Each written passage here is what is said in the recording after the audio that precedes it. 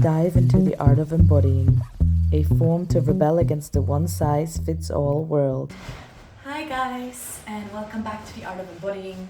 Today we are going to talk about the response of your undefined energy center.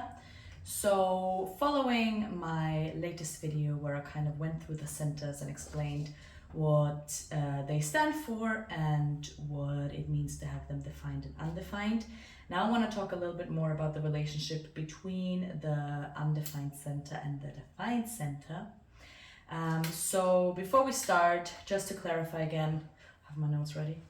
The defined centers are the ones that we are here to share with the world, and the undefined centers are the ones where we learn the most and kind of take all the information in. So they're open and undefined, meaning that everything around us gets taken in and all the defined centers around us influence us. So the defined center, majority of the time, is more dominant towards the undefined center. But what that also means is that the undefined center needs to all the time take in, evaluate, adjust, grow. So a lot of times these undefined centers are the ones where we learn and grow the most out of. So over a lifespan, they can turn out even stronger and kind of like more connected to than the actual defined centers, because the defined ones for you are normal. They sometimes you don't even realize how they affect your surrounding, because this is just you. This is how you've always known the world to be. The undefined ones are the ones where we learn and grow the most out of. And nearly everybody or every type has defined and undefined centers, so we need both. It's not a good or a bad thing, apart from the reflector. And the reflector also shows what the undefined centers are here for. They're here to mirror and amplify all the energies. So reflectors, our lovely reflectors, are here to mirror our society and to kind of amplify and reflect back on all the good and also all the bad that is going on, which can also be super helpful. So if you want to get the most out of this video, I would suggest again to look at your chart, and then maybe you can pick your friend's chart or your partner's chart or somebody that is close to you if you want to see which centers they have defined, which you have defined and undefined, and this kind of can give a little explanation onto why you feel a certain way around certain people. So let's get started. I hope you have all of your charts ready with the undefined root. So if an undefined root hangs out with a defined root, you can feel this kind of urge and excitement to start and to take action, whether that is like in life or starting a new project or just having this like let's go energy. But the root is also a pressure center. So you can also feel extra stressed. You can also feel suddenly loads of pressure on you that wasn't there before. So if you do hang out with a defined center, what I would say is take it as an advantage to kind of like get a little bit of a kick up the ass.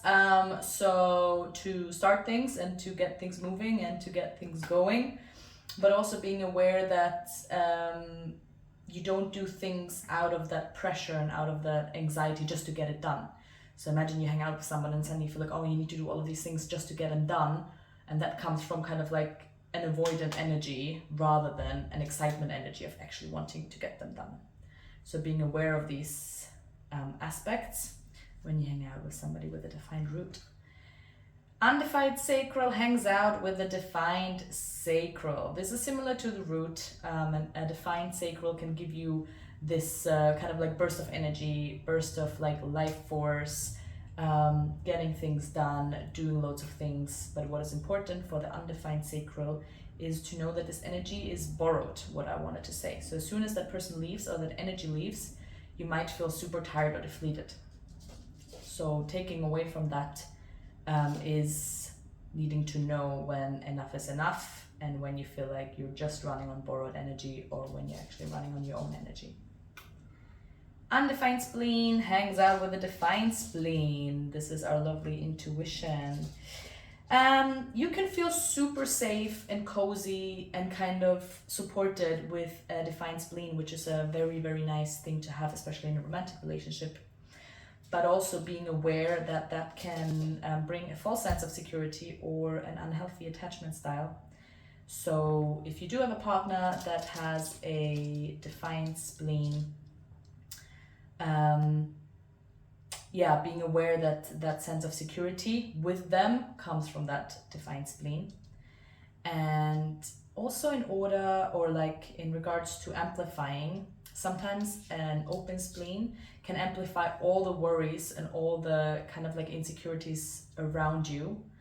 And it can make you feel like they're your worries and your insecurities, which is not the case. So learning how to differentiate between, okay, this is actually my worry, this is my problem, these are the things that I feel unsafe with, towards everybody else's things that they feel unsafe with that you might carry. Undefined solar plexus hangs out with a defined solar plexus. This one I like a lot. I think it's beautiful.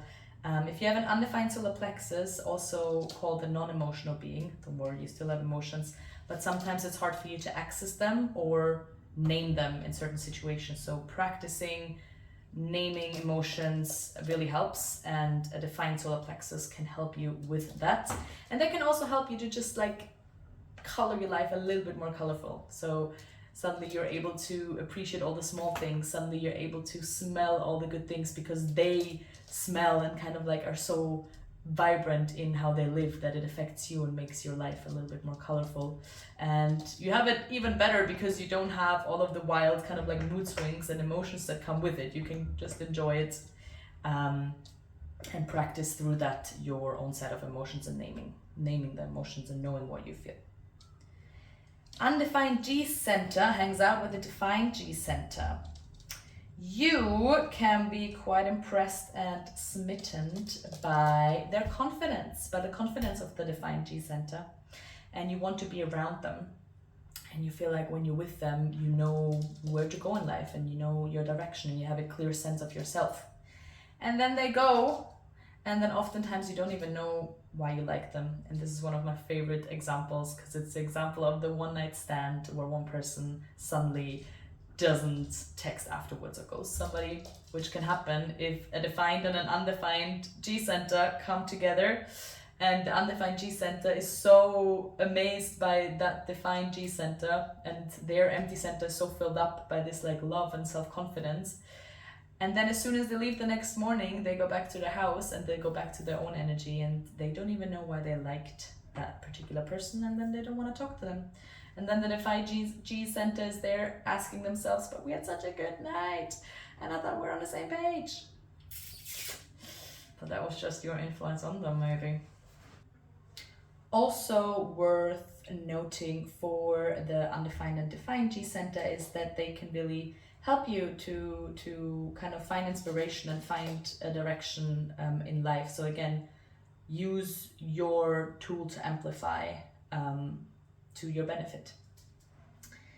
Continuing, undefined ego hangs out with defined ego. You can suddenly start comparing yourself to them and to start getting competitive, especially around money and material things. So it is the job of the defined ego to tune down that competitiveness so that within the undefined one, it also calms down.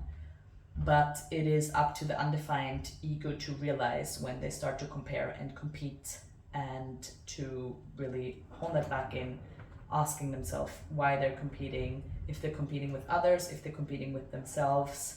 It might be better to just try and be a better version of yourself, or be the best version of yourself in every moment, than comparing yourself to the others around you. Also, this world is already quite competitive. So I think the defined, hello Henry, the defined and the undefined both need to work on kind of focusing back on themselves. We're coming to the undefined throat hangs out with the defined throat. A defined throat is going to be a really good listener because they know when to speak and when not to speak.